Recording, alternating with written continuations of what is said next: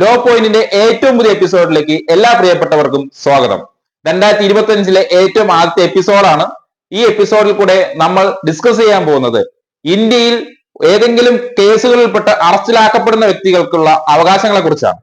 ഞാൻ നിങ്ങളുടെ അഡ്വക്കേറ്റ് ആകാശ് ചട്ടത്തുമല. നമുക്ക് വീഡിയോയിലേക്ക് കിടക്കാം.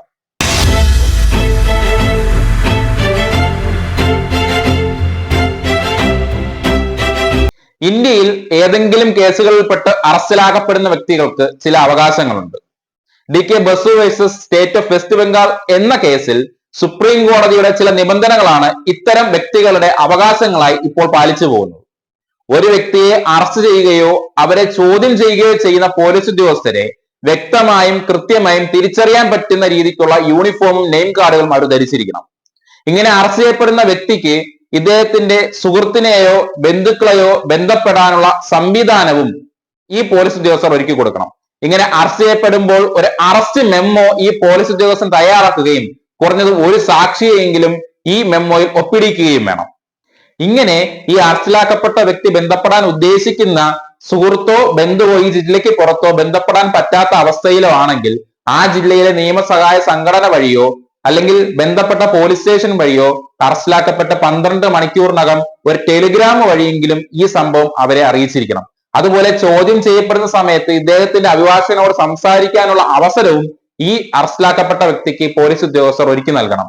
ഇനി അറസ്റ്റിലാക്കപ്പെടുന്ന സമയം ഈ വ്യക്തി ആവശ്യപ്പെടുകയാണെങ്കിൽ ഇദ്ദേഹത്തിന്റെ ദേഹപരിശോധന നടത്തി ചെറുതും വലുതുമായ മുറിവുകളോ ചതവുകളോ എന്തെങ്കിലും ഉണ്ടെങ്കിൽ അറസ്റ്റ് ചെയ്ത ആ ഉദ്യോഗസ്ഥൻ ഒരു ഇൻസ്പെക്ഷൻ മെമ്മോ തയ്യാറാക്കി അതിൽ ഇതെല്ലാം രേഖപ്പെടുത്തി ഒപ്പുവെച്ചിരിക്കണം.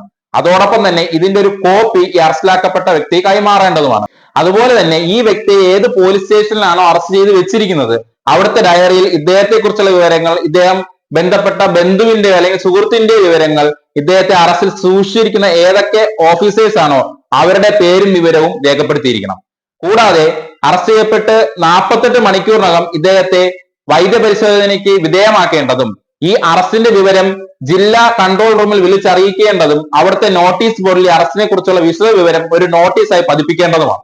ഇങ്ങനെ അറസ്റ്റിലാക്കപ്പെട്ട വ്യക്തിക്ക് ഇത്രയും അവകാശങ്ങൾ ഉണ്ടെന്നും ഇത് സുപ്രീം കോടതിയുടെ നിർദ്ദേശങ്ങളാണെന്നും ഉൾപ്പെടെയുള്ള ഒരു നോട്ടീസ് ബോർഡ് എല്ലാ ജില്ലയിലെയും എല്ലാ പോലീസ് സ്റ്റേഷനിലും പതിക്കണമെന്നുള്ളതും വളരെ നിർബന്ധമായിട്ടുള്ള കാര്യമാണ്. നമുക്ക് ഏത് പോലീസ് സ്റ്റേഷനിൽ ചെന്നാലും ഏറ്റവും പുറംഭാഗത്തായി എല്ലാവർക്കും കാണത്തക്ക വിധത്തിൽ തന്നെ ഈ അവകാശങ്ങളുടെ വലിയൊരു പട്ടിക നമുക്ക് കാണാവുന്നതാണ്. ഇങ്ങനെയുള്ള നിയമവശങ്ങളും നിങ്ങളുടെ അവകാശങ്ങളും കൂടുതൽ അറിയുവാൻ വേണ്ടി എന്റെ ചാനൽ സബ്സ്ക്രൈബ് ചെയ്യുക, മറ്റുള്ളവരിൽ എത്തിക്കുക, നിങ്ങളുടെ അഭിപ്രായങ്ങൾ കമന്റ് സെക്ഷനിൽ അറിയിക്കുക.